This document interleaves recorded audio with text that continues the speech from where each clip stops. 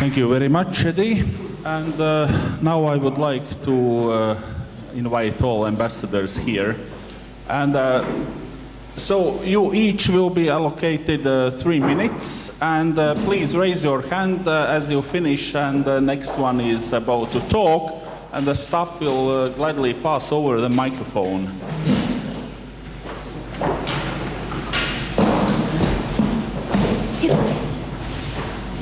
Noliec uz galda. Noliec uz galda.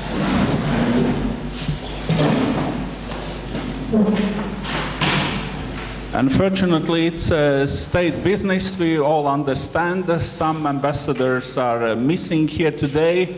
I would like you to introduce yourself each one by one, please. Yes, could you please? Labrīt. I am Mark Pekala, the United States Ambassador.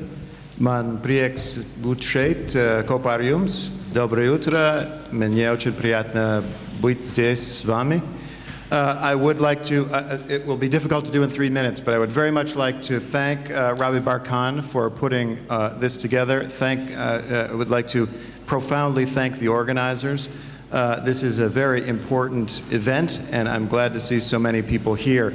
Edward Jacobs has given us a very difficult task, but it's one we should meet.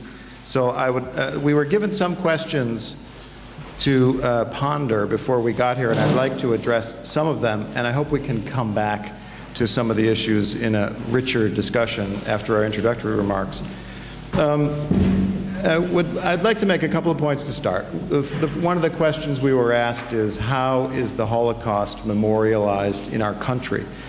Many of you know about the Holocaust Museum Memorial in Washington, D.C., and the work that it has done for 30 years on memorializing the Holocaust and bringing the story of the Holocaust to the American people. This is a theme I would like to come back to in the course of our time, that it's profoundly important in our museums and in our memorialization to talk about not just the scope, not just the unprecedented vastness of the murder, not just the intense, unbelievable numbers and history, but it's about people. It's about children, it's about mothers and fathers who lost their lives, were murdered, innocent victims.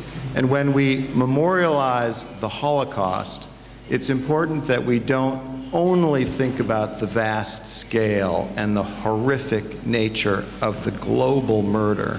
It's very important to think about individual children and individual parents. I want to come back to that. On the Holocaust Museum in Washington, an important place that does good work, before I came here as ambassador last August, I went to the Holocaust Museum several times. I have been many times. But I went to the Holocaust Museum and I was told this, and I want to make sure you hear me. At the Holocaust Museum, there are many, many programs for research fellows. Research fellows can go to the Holocaust Museum for 4 weeks or 6 weeks or 2 months or half a year. And it's an international program. Many scholars and historians have come from Romania, Bulgaria, Poland, Russia, Lithuania, and other places. No Latvian scholar has been on an exchange fellowship with the Holocaust Museum in Washington. I would like to help a Latvian scholar come to the Holocaust Museum on a fellowship. There are Latvian language materials.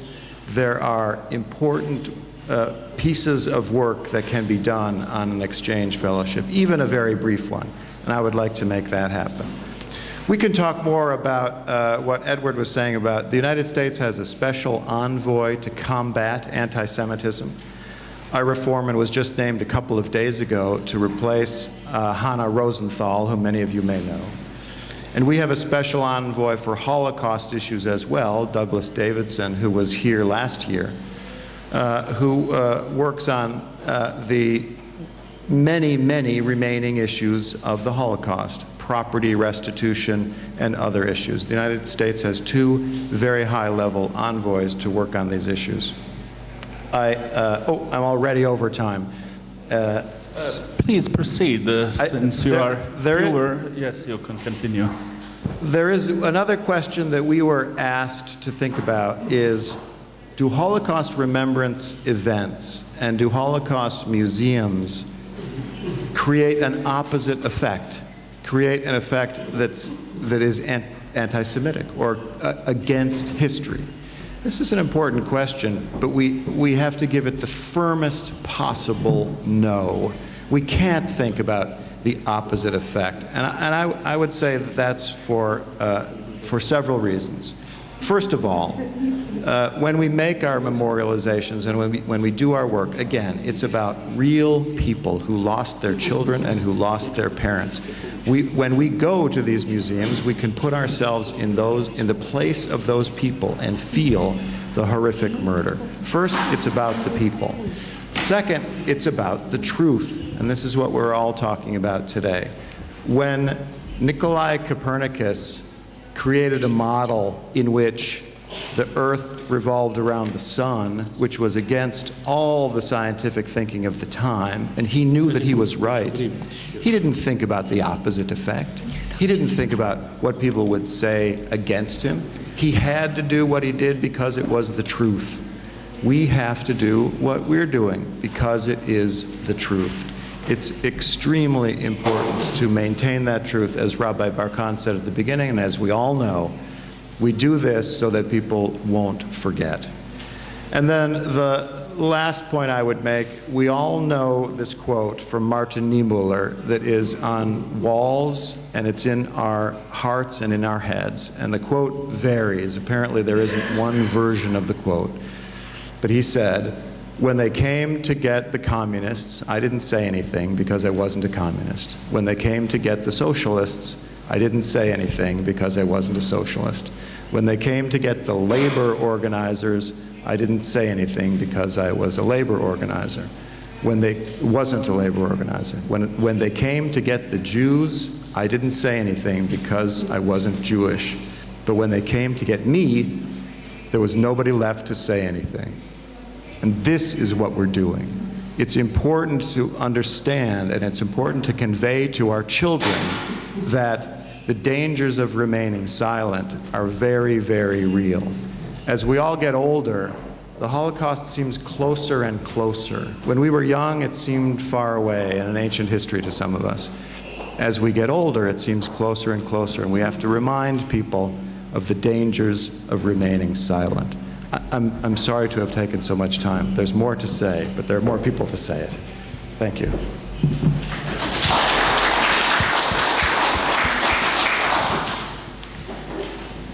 My name is Wiebke Brahe. I am the cultural officer at the German embassy, and I thank you for the opportunity to speak at this very important conference, because it addresses a very, very crucial topic. Commemoration is dependent on the civic organization of its transmission, and at this very moment, due to the situation that less and less survivors are alive amongst us and able to share their accounts,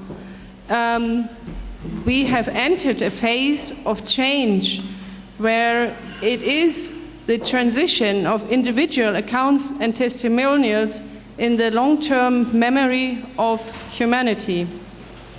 There are intensive efforts in Germany to give the committed atrocities an appropriate place in the collective memory.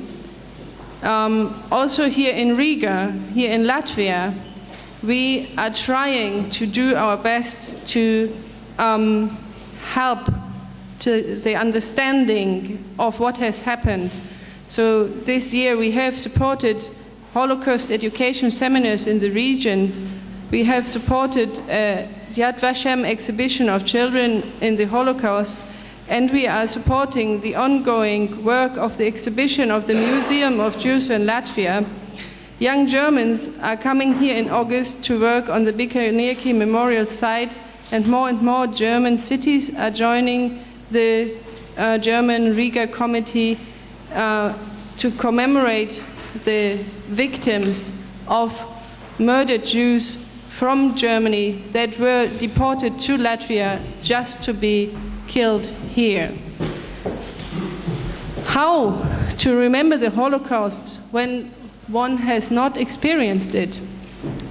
When the commemoration is not anymore separable from the way of its transmission? These are questions that need to be addressed, and how to make the history present without reconciling with it. The image of history will be fixated now. The places of commemoration are decided upon now, and the shares of remembrance and what is being forgotten is decided upon now. This is why now is the question of that is why the how of commemoration is controversial between the generations. Those who are able to give their testimonials will claim their authority of own account. They have experienced a part of the history and want to hand this down correctly and accurately to those generations to come, and want their martyrdom recognized and remembered.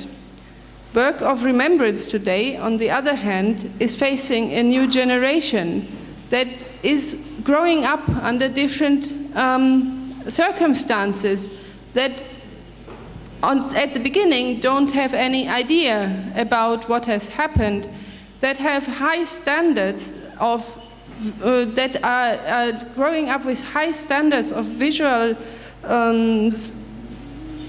impacts that will need to be interested in the topic in the first place. Holocaust remembrance, Holocaust museums will have to take this challenge and try it on a limited space and in limited time to give these accounts on to further generations.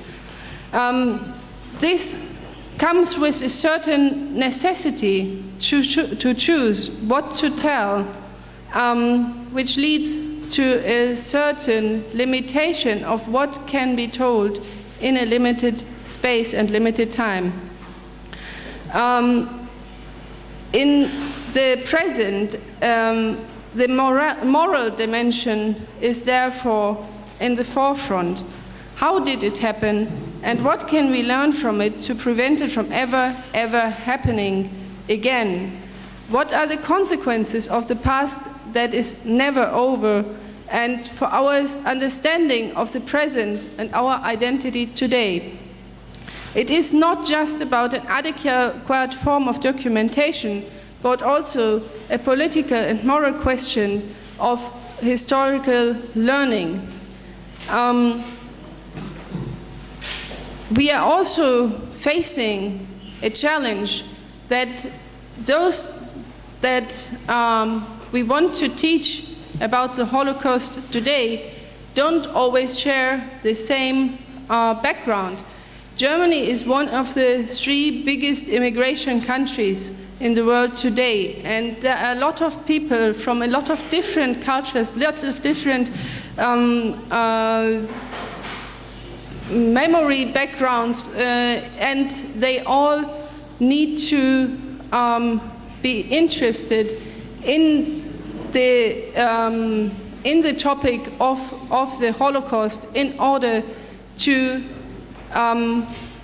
transmit the very important message that there should never ever be any discrimination in order to prevent it from happening again. I therefore would like to highlight the importance of you coming together here on this conference to discuss these important questions in order to work against forgetting, to upkeep the memory of the Holocaust. And the commitment to remembrance is an everlasting responsibility of the German people, but also of everyone, to work against all forms of discrimination in order to prevent it and in order to really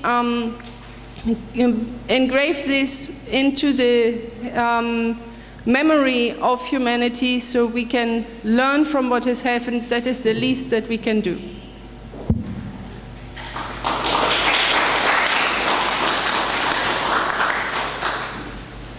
Labrit, my name is Sarah Cowley. I'm the British Ambassador.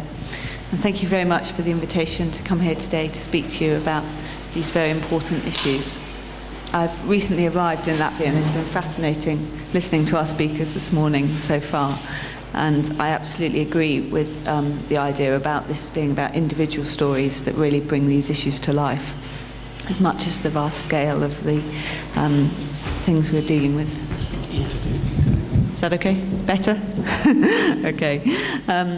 So the UK government is committed to ensuring that the lessons of the Holocaust are never forgotten. And we have a post-Holocaust envoy, Sir Andrew Burns, who was appointed by our Foreign Secretary to work to continue that the UK plays a very prominent role both in the UK but also in the international discussions that take place on Holocaust-related matters. And a special focus is on education and the opening of archives so that we can continue to respond to the concerns of the Holocaust victims and their families. And so Andrew Burns represents the UK at the meetings of two of the international bodies, the International Holocaust Remembrance Alliance, which the UK will be chairing in 2014-2015, and we're very much looking forward to doing, and also the International Tracing Service. And the International Tracing Service is an area where, again, the individual elements and people's stories and their families is very important to the work that we're doing. In terms of the remembrance that takes place in the UK, we're strongly committed to paying tribute to the memory of the victims of the Holocaust and also to honouring the survivors. And this commitment is demonstrated in many different ways. I'd just like to highlight a few of them. We have a Holocaust Centre, which we opened in 1995 in Nottinghamshire, and it's a dedicated memorial and education centre, and it provides facilities for people of all backgrounds and persuasions to explore the history and implications of the Holocaust. It houses a permanent exhibition on the Nazi period and offers space for reflection in the Memorial Rose Gardens. And it's home to the UK's only Holocaust-related exhibition for younger people called The Journey, because the importance of educating the younger population of today about what has happened. And we welcome visitors from around the UK and around the world to come and learn and remember and reflect upon the Holocaust and its consequences. And then we have the exhibition at the Imperial War Museum in London, which is the UK's national permanent exhibition on the Holocaust, and uses significant amounts of historical material to tell the story of the persecution of the Jews before and during the Second World War. It's an amazing exhibition, and I'd encourage any of you, if you're in London, to go. It really is incredible. It has photographs, documents, newspapers, posters and films, and offers very stark evidence of what happened, stories of collaboration and also of resistance. And again, coming back to this individual theme, some of the toys that they have there and the shoes from the children taken to the camps, it's really moving. It brings a very fresh and haunted perspective. And each year we bring some 25,000 students to this exhibition to help the education. And then we also commemorate Holocaust Memorial Day, as well as the International Day of Remembrance. We also have a national day in the UK. And we have memorials all over the country. And so education is something very important to the UK, and we've taken the lead in delivering education to teachers, to pupils, and to wider communities in the UK.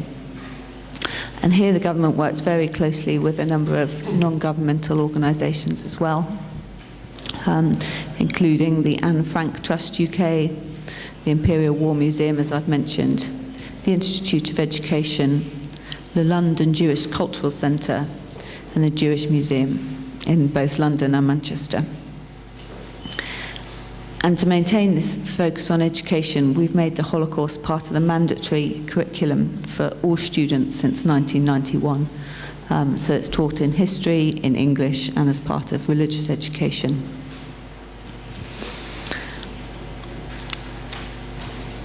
So I'd just like to emphasise how committed the UK is to working on post-Holocaust issues, and particularly the education aspects of this. And very happy to talk more about other aspects as we go through this morning. Thank you very much for inviting us here, and I wish you a very successful conference.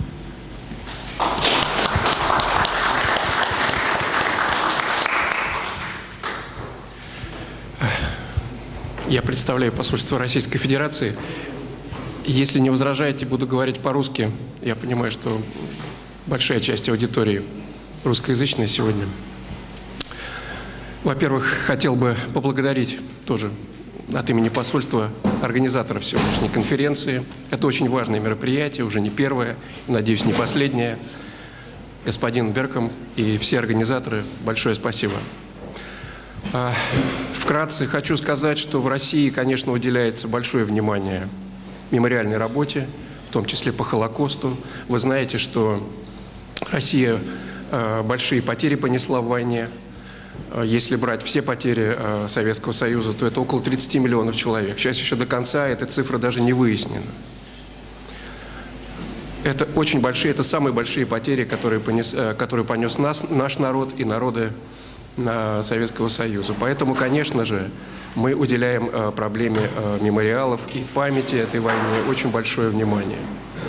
Что касается Холокоста, что касается еврейского народа, который плечом к плечу сражался с русскими, с украинцами, с поляками против нацизма, то также эти памятники открываются постоянно, есть и новые мемориалы. И, например, я могу упомянуть, это Парк Победы в Москве, очень красивый Парк Победы, где открыт мемориал Холокоста. Кто не был, пожалуйста, приглашаем посетить. Но я должен отметить также, что и в Латвии правительство Латвии уделяет достаточное внимание памяти Холокоста. В этом я убедился, работая здесь уже почти 5 лет. И каждый год, вы знаете, что летом проводится мемориальное мероприятие на месте сожженной синагоги. И шаги до этого проводятся, шаги памяти. Вот. И на место сожженной синагоги приезжает президент, как правило, да, и приезжают другие члены правительства, поэтому это очень серьезно, и мы отмечаем это, конечно. Но в то же время, вы знаете, наверное, не совсем честно было бы не сказать, что нам бы хотелось, чтобы не было как бы двойного подхода, чтобы всем памятникам уделялось одинаковое внимание. Я хотел бы сказать, что, например, есть на территории Латвии есть мемориал бывшему концлагерю Алliks, где также погибли евреи, еврейские дети, в том числе и не только евреи, но и другие национальности, русские, поляки, украинцы, французы. Вот. И, к сожалению, мы ничего не можем сделать, чтобы этот памятник был приведен в нормальное состояние, был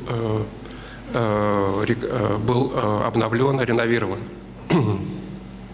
Хотя правительство России предлагало деньги для этого, но, к сожалению, мы сталкиваемся здесь с непониманием со стороны латвийских властей пока. Но я думаю, что, может быть, со временем эти моменты можно будет решить. Может быть, они связаны с тем, что все-таки исторически есть некоторые сложности. Есть некоторые сложности в восприятии роли советской Красной Армии в 1945 году. Но сейчас мне не хотелось бы об этом подробно говорить. В целом, я думаю, что в Латвии много делается для того, чтобы Холокост помнили и будут помнить. Спасибо большое за внимание.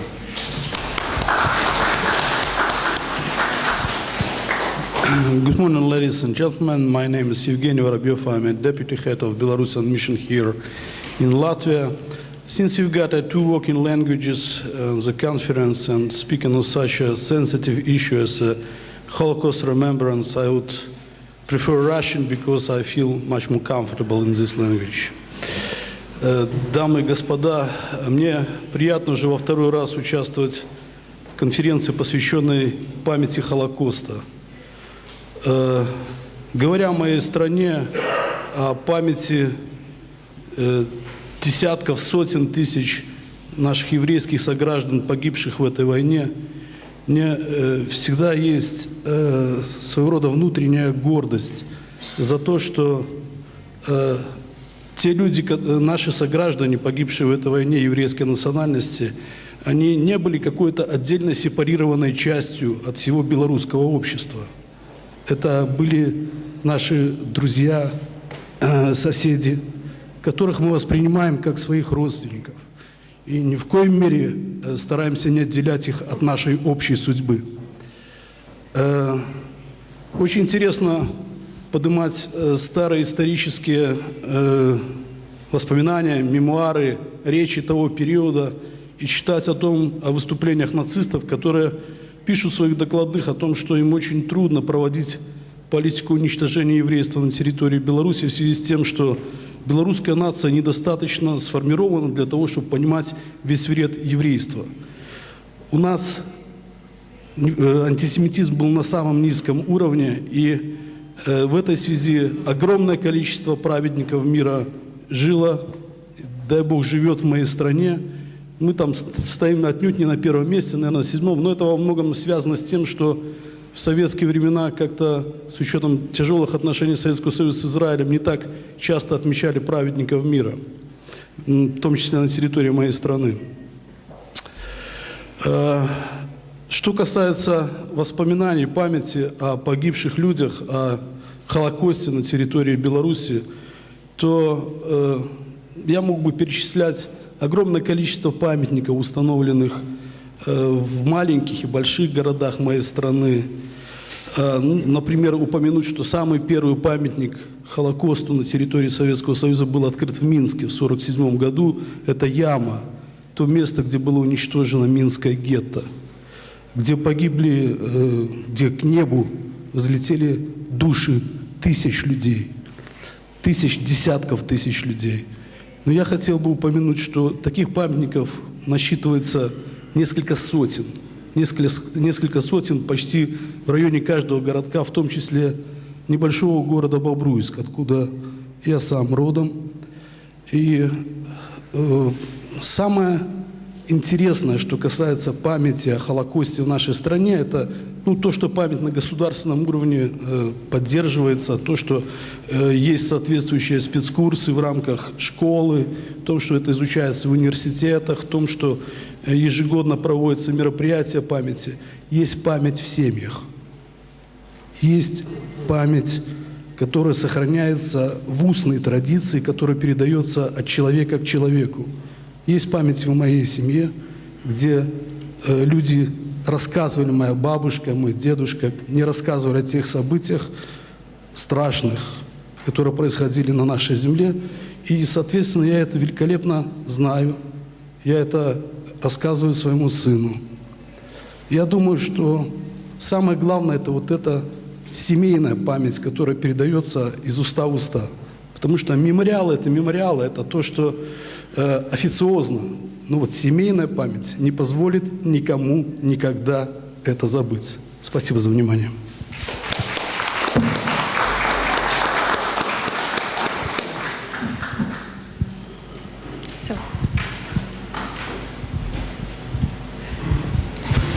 Hello everyone. My name is Hagit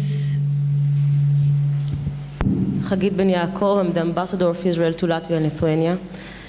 And Rabbi Barkan, dear friends, I will relate to the question that I understand was exposed to you before.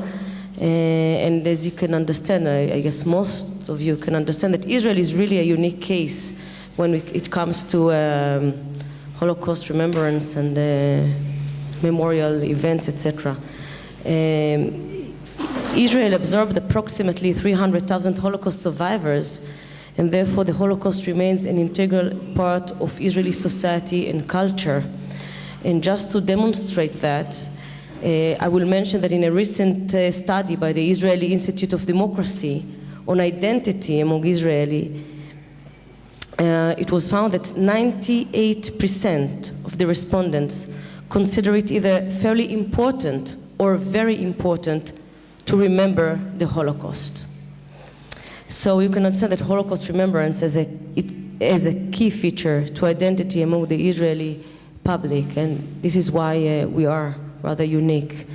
But as there was a question there regarding what has been done in the last few years regarding this issue, I would like to mention a few things that also happened in Israel, I think in the last 5-6 years. We increased the access to important historical information, archival resources, and databases. Most of the things, of course, now computerized. We implement training courses in Poland for soldiers and security personnel. We increased educational outreach within all Holocaust institutions in Israel. This is very important. We were cataloging of the 4 million names of Holocaust victims in 2010 at Yad Vashem. There was implementation of systematic teacher training schemes for teachers of all grades in cooperation with the education of Ministry of Education. But I want to mention that there is a challenge, and I was asked about the challenges, and there is a main challenge for us as well, because, as you know, in preservation of the relevant culture of Holocaust education, remembrance, and research in a world where fewer survivors remain to bear witness, there is a huge challenge, in particular against a backdrop of increasing global anti-Semitism and Holocaust denial. Another challenge that we need to face is, of course, the change of society. We're facing a more modern, changing, vivid, fast, I don't know how you call the Facebook and the Twitter generation, but we must ensure that Holocaust remembrance and memories are also kept in that medium. And we do that. We do make sure that also Yad Vashem has Facebook website and Twitters, etc. But we also find it very important to remember the Holocaust through dance performances, drama, and very popular that the young generation, second and third generation, are interviewing the survivors that are left, but also righteous among the nations. Through them, we learn more stories. I think these are the main things that I would like to emphasize. I think there is a tremendous importance to such a conference that raised this issue and forced us to report about what is done in this field. Of course, it's not enough. It's always not enough, but it's important. Thank you very much.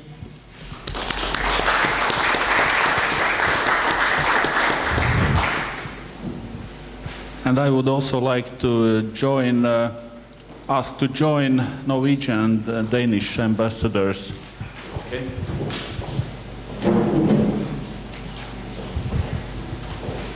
Thank you very much, and thank you for inviting me to come here. I will report to you that unfortunately only a month ago the Danish Freedom Museum, very nice museum in the harbor of Copenhagen, with a lot of reliquias from 50 years ago or more, burned down. But the very night, the workers at the museum and the veterans were saving all the issues in the museum, and it has just been decided that it's going to be rebuilt. So in 2 years, you can come to the center of Copenhagen and see all the things again. I had the interesting job 10 years ago to be director of our Foreign Affairs Institute, and a part of the institute is our Holocaust and Genocide Center, and therefore I know a bit about what we are doing in Denmark. And there are two broad issues. One is research. We are still researching in what went on. We have a nice story about the Danes who were helping the Jews to get to Sweden. But we are now looking into the real history. And unfortunately, they were not all heroes. There were actually fishermen who got very rich by doing that kind of job. And I think that should also be told when we tell the real history. The second issue for the Institute is to tell the Danish population, and especially the young ones. And therefore, I have been participating in many Holocaust days in Danish high schools, because we are going all over the high schools of Denmark to tell about what happened.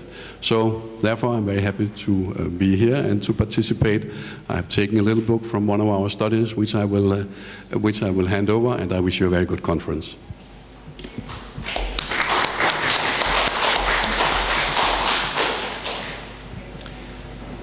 Yes, good morning everybody. I would like to stress that Holocaust remembrance has a very high profile in Norway, and particularly emphasize the importance of our program in high schools. So my general impression is that Norwegian school children have a very good knowledge about the fate of the Jews during the Second World War. We have established a Holocaust Center just outside Oslo, which is a memorial and educational center, and there is also a lot of research done there, and it's very well visited. That was actually the headquarters of Quisling during the Second World War.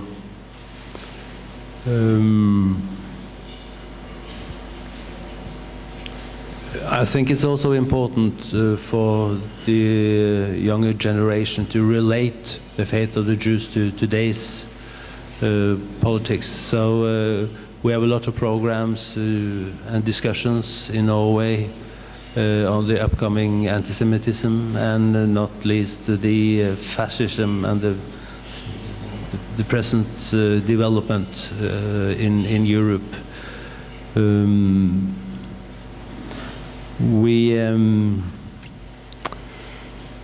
I would say that we still have a rather small but vibrant Jewish community in Oslo. They are very well known and respected. I would also like to mention that, coming back to the schools, that we have so-called white buses going every year to Auschwitz. This is to give the younger generation a real impression on the spot of what took place during the Second World War. This is very popular.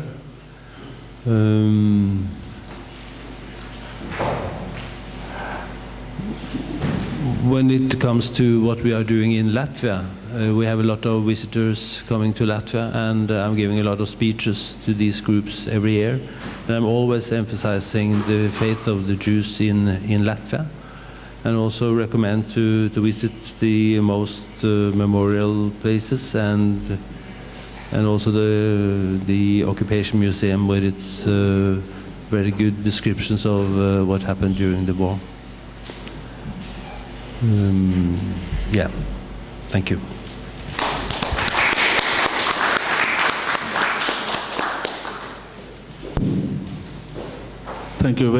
Thank you very much. And maybe I can ask Your Excellencies one by one to point out the most controversial, most challenging issues you have in your own countries concerning the memorialization of the Holocaust. Could you point out just one by one those challenging issues, and how the institutions and how legally, from the legal point of view, are these challenged issues dealt with? Okay?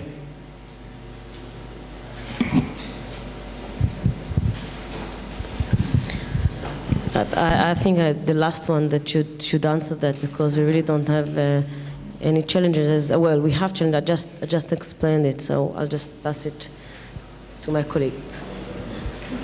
Thank you. In the United States, I'm not sure what our greatest challenge is, but one of our challenges is that our Constitution allows free speech, which is a wonderful thing. And we defend free speech, and we defend everyone's right to make their statements, whether we agree with them or not. We don't have laws in the United States against hate speech unless it is a direct provocation for immediate violence. So everyone in the United States is allowed to say what they think. There are individuals in the United States that are anti-Semitic. There are groups in the United States that are anti-Semitic, and there are groups and individuals in the United States who deny the Holocaust. So that, I think, is our greatest challenge. We address that in a number of ways, I would say big and small. And all of us on this panel have talked about the importance of education. So in the United States, we value this free speech, but equally strongly, we value education. And we've all talked about high school education and visits to the Holocaust centers and bringing teachers and survivors to talk to students about the Holocaust, and all of that education is extremely important. We talk to young children and high school students and university students about the history and about the facts. But another element of the education that is tremendously important, so important that none of us talked about it, is parents and their children. We did talk about Twitter and Facebook and the way young people consume media and so on. But we as parents have a tremendous responsibility to teach our children right and wrong. And you can ask the high school students to do that, and you can ask elementary school students to do that, but the main responsibility for teaching people right and wrong falls on our shoulders as parents. We have to make sure we do that. So in an environment in the United States where there's free speech, people can say anything they want, we rely on the competition of ideas, and we fully expect and have seen in our history that, as I said before, the truth wins. What is true always wins over what is false. And that's an important part of what we need to do as individuals and as institutions. Allow that competition of ideas and reinforce it. I'll say one more thing. I grew up in the middle of the United States in a middle-class family. We were middle of everything. I come from a very average family and from a very average place with very average ideas. Nobody I knew thought that the Ku Klux Klan was right, or nobody I knew thought that the neo-Nazi parties had any connection to reality. People know what's true, and the vast majority of people act on that truth. In the United States, these groups that I think are our greatest problem are very, very extreme and very small, and it's not a coincidence that as people get older, they reject these ideas. They're a little bit more wise. They're a little bit more knowledgeable. And while they are very real, they don't win in the competition for truth.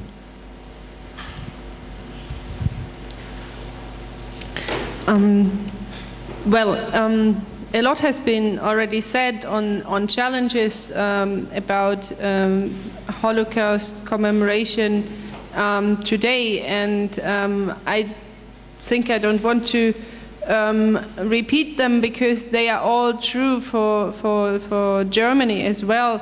And I can assure you that in Germany this topic has a very big place in the political and also the civil society discussion. And a lot is being done to find forms of commemoration that will really keep the memory alive. One discussion which is right now ongoing is especially the question of visualization there is a tendency of our society today that visualization and the use of multimedia is more and more apparent. But I think what, or the scholarly question here is that computer and films are not neutral memory machines that connected via the internet become somehow some sort of the memory of humanity, but they also have a lot of, they bear a potential of manipulation. The line between documentation and fiction is not clear for the viewer anymore, and often he cannot distinguish anymore. And this also has a danger of being less concrete, being more remote, or painting a picture that is unpoliticized and somehow more trying to understand from victims or from a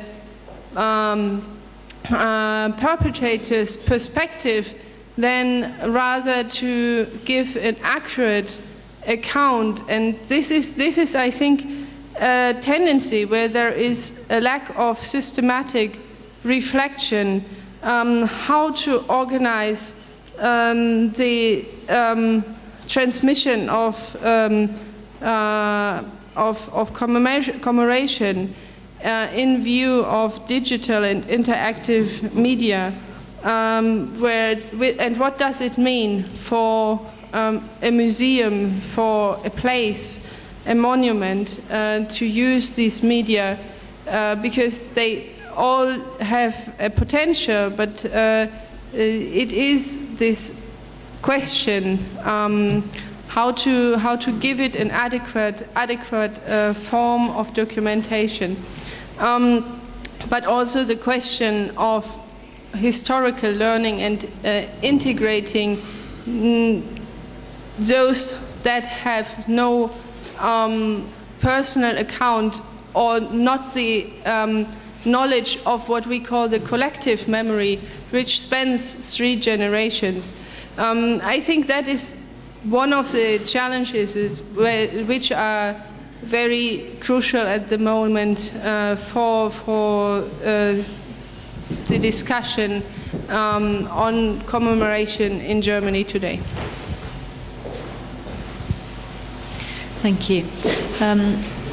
It's a very important question. It would be wrong to say that post-Holocaust issues are simply a legacy issue. And sadly in the UK, Holocaust denial is something of the small minority of the population, and we're determined to fight against any resurgent anti-Semitism in the UK, small though it may be. So for that end, we have a government working group on anti-Semitism, which works very closely with international organisations, including the OSCE and the UN, on Holocaust remembrance and anti-Semitism, and attaches great importance to that and the statements we have to mark anniversaries. And as I mentioned, in the UK, we see education as a key way to tackle some of these challenges. So education about the Holocaust itself, but some of the Holocaust-related organisations in the UK are starting to combine remembrance of the Holocaust with some of the more recent genocides to draw some of the lessons learned for our society. So, for example, I've been doing some work with people in Rwanda after the Rwandan genocide to broaden the scope of knowledge and people that we can reach out to and make the lessons as current now as they were a number of years ago. And then for this year's Holocaust Memorial Day, the theme we had was Speak Up, Speak Out.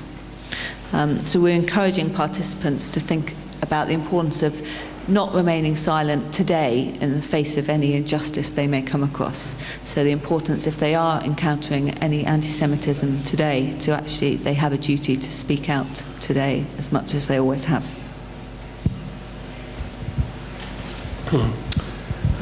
Что касается России, ну, вы знаете, в России довольно жесткое законодательство за прославление ксенофобии, национальной ненависти, в том числе антисемитизма. Я не думаю, что проблема антисемитизма в России является серьезной, даже на фоне того, что все-таки сейчас есть проявления определенные в России против иммиграции, против незаконной иммиграции, да, против иммигрантов.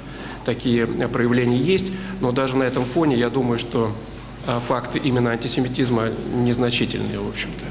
Поэтому я не думаю, что это в России угроза. Я думаю, что в России все-таки Вторая мировая война и борьба с фашизмом достаточно хорошую большую прививку против этого сделала. Поэтому я думаю, что память о погибших во Второй мировой войне будет сохраняться и последующими поколениями. Абсолютно согласен с моим коллегой, что это передается у нас буквально на генетическом уровне от родителей к своим детям. Спасибо. Говоря о вызовах, которые существуют в вопросе мемориализации Холокоста, я хотел бы быть абсолютно точным.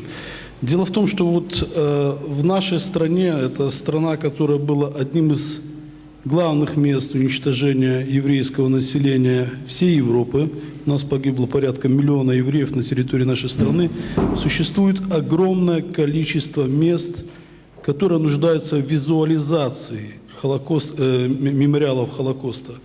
Ну, по крайней мере, 500 мест на территории моей страны, где уничтожались евреи. Почти в каждом населенном пункте сейчас у нас стоят памятники, посвященные погибшим во время Второй мировой войны.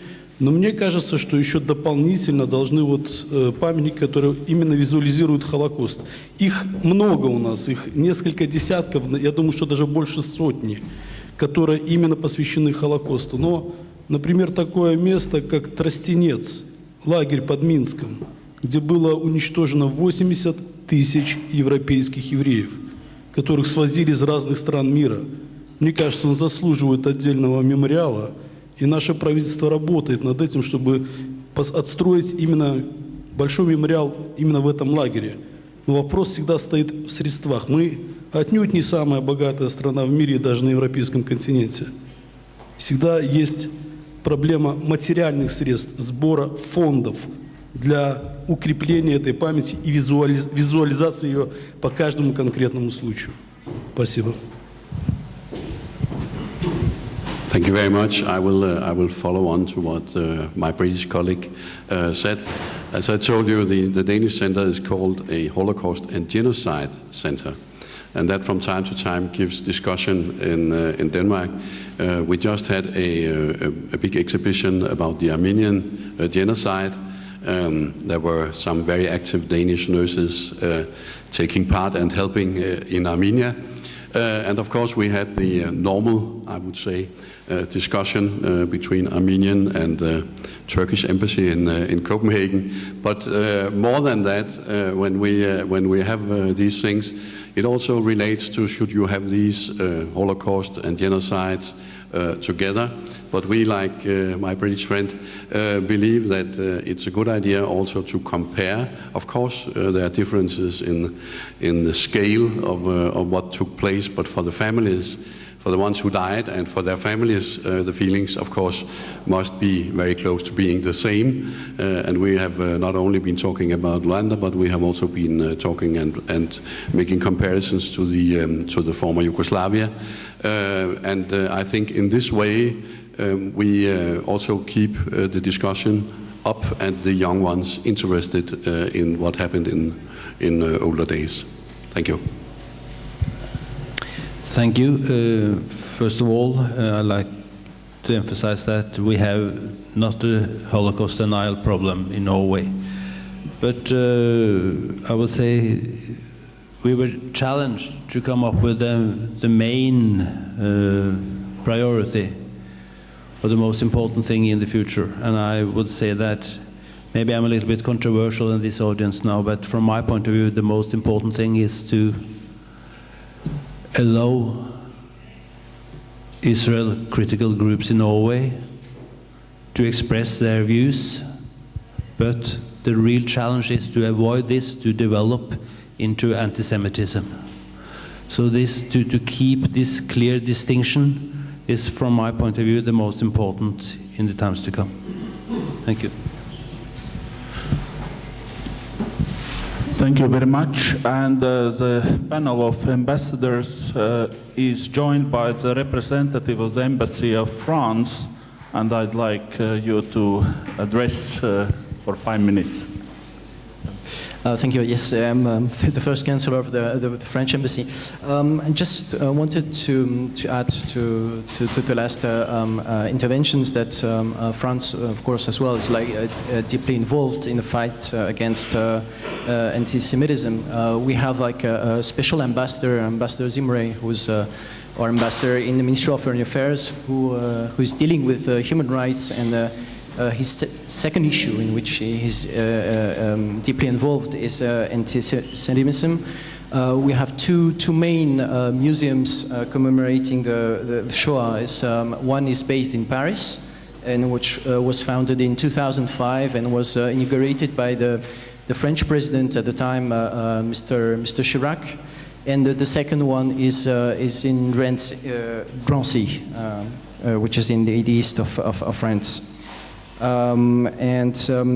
Concerning any challenge at the moment, I think it's of course we are sanctioning hate speech, which is like everything which is related with racism, xenophobia, anti-Semitism. We have in our penal law.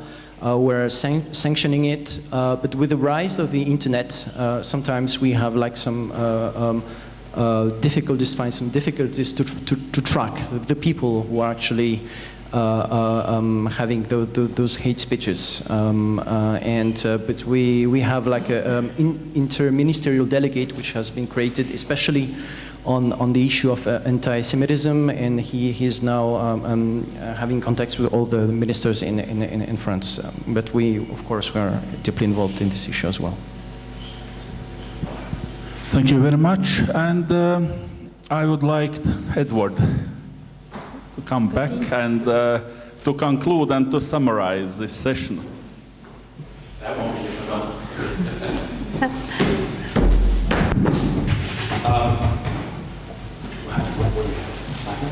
Yeah, about 10. 10 minutes, yeah. 10. No problem.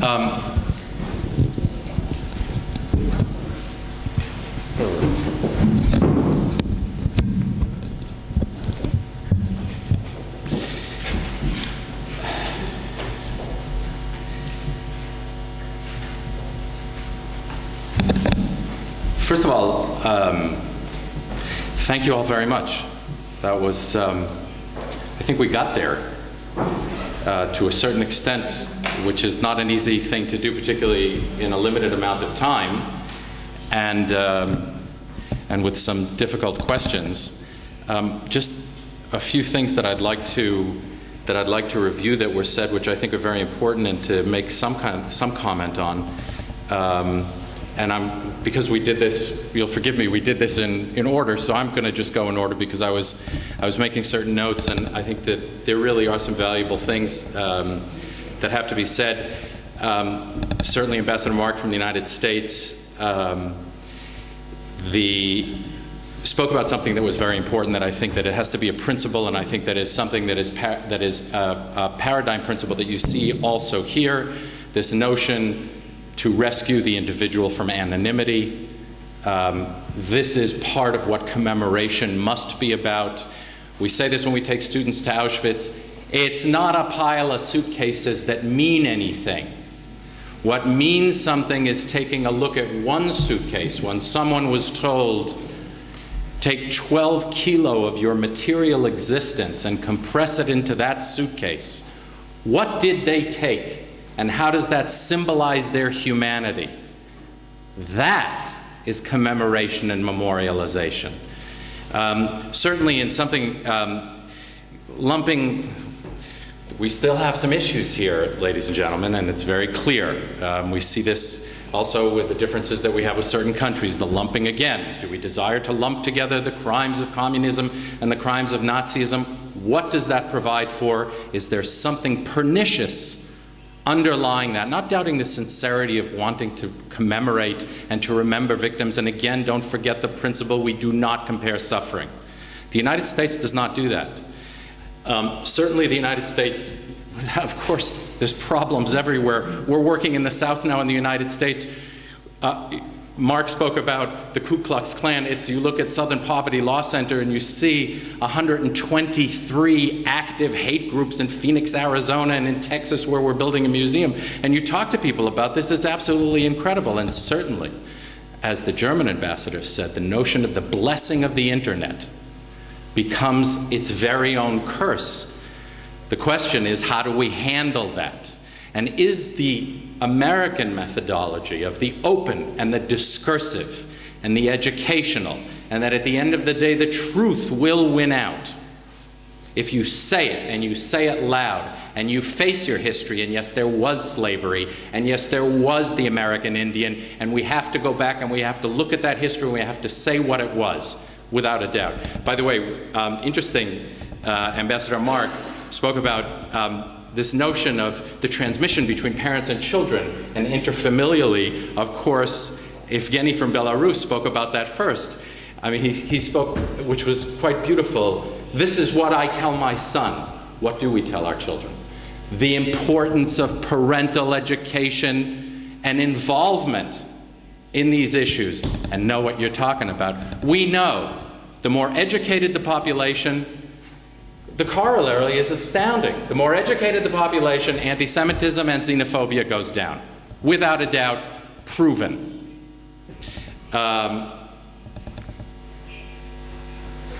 German embassy, wow, challenges. In a short amount of time, it's very difficult. I think that there was some just incredibly eloquent and heartfelt things said, which we thank you for. I don't know how to pronounce your name, I'm sorry. Webke. If you just really, very important. I think that one of the things that I'd like to address that you said, the challenges that you agreed with that everybody has, particularly in Germany, in a political and a civil society, and this next, talk about a problem of the next generation and what they have to contend with. I mean, the weight of that pressure and that tension is so profound, and how they deal with it in Germany, and how this notion of visualization being difficult, because there are two things there that are so important. The virtual is not neutral. Of everything that we see, this whole notion about what goes on, everything's a screen. We deal with this in our museums. If everything's not a screen, nobody cares. What are you talking about? There are things where you have to get up on your feet and you have to walk, and you have to, that's why these sites of actuality become so important. The other problem that we have is visualization being so powerful and profound. We in our society, that as our children think we see something, we understand it. There's no more notion such as taboo. That is, just because you see it doesn't mean you have any idea what you're looking at. It becomes pornography. That's what I was saying before, apropos the piles of suitcases, the piles of bodies. When the gas chamber doors close, our story ends with them. The voyeurism that we think we're allowed because we can see things is part of the perniciousness of the internet that we have to be very careful of. And a bit of humility, a small grain of humility, understanding that when we see things, we don't necessarily have any idea what was going on. Here, in this case, probably Freud was very correct. Certainly in Britain, Stephen Smith, Ambassador Sarah, and the British Imperial War Museum, of course, and also with an immigrant population, there are tremendous stresses and xenophobic stresses, very clear.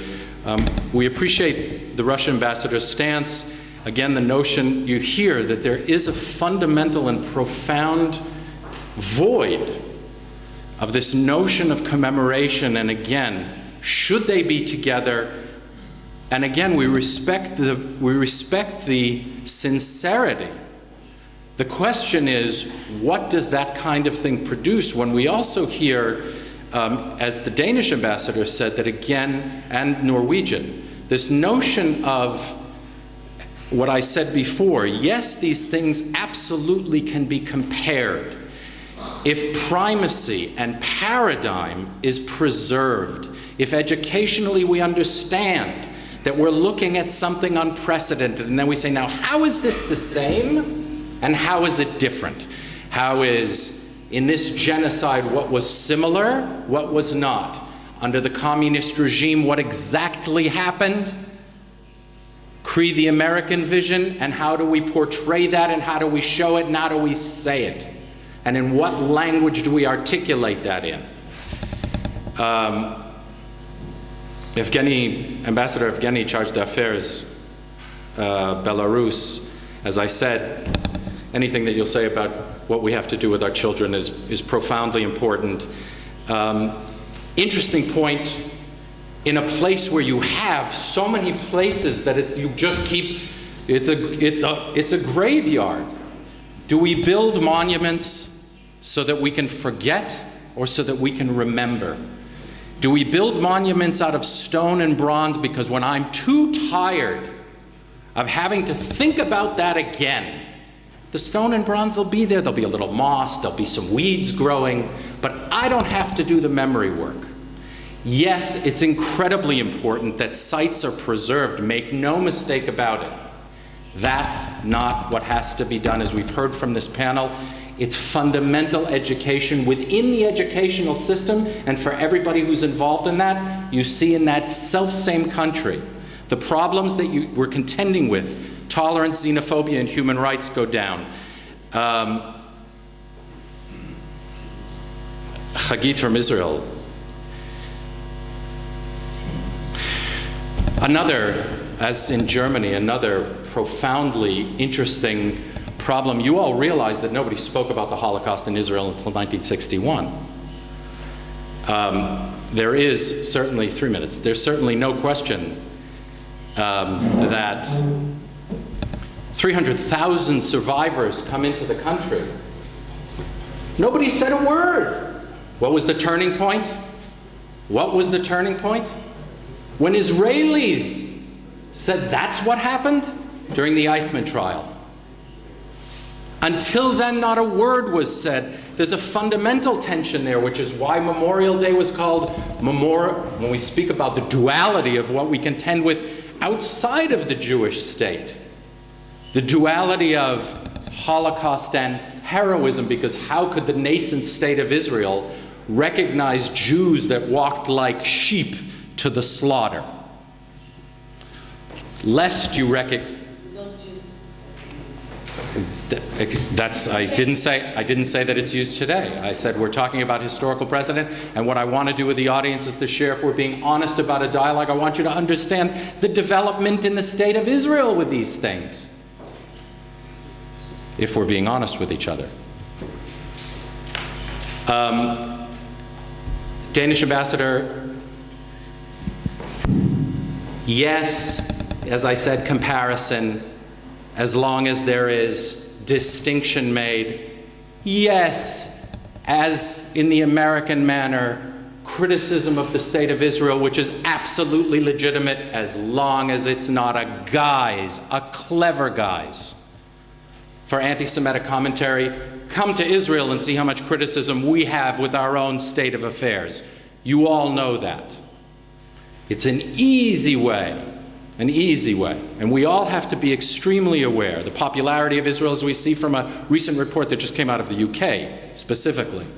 The popularity of Israel underneath countries where there are human rights abuses, rape, misogyny. It's unbelievable. So we have to be very careful. Thank you all very much. This was, I think, one of the most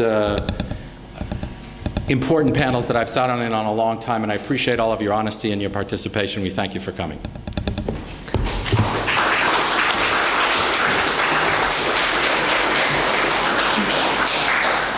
Thank you very much. Now we have coffee break. Please be back 20 past 12. Thank you.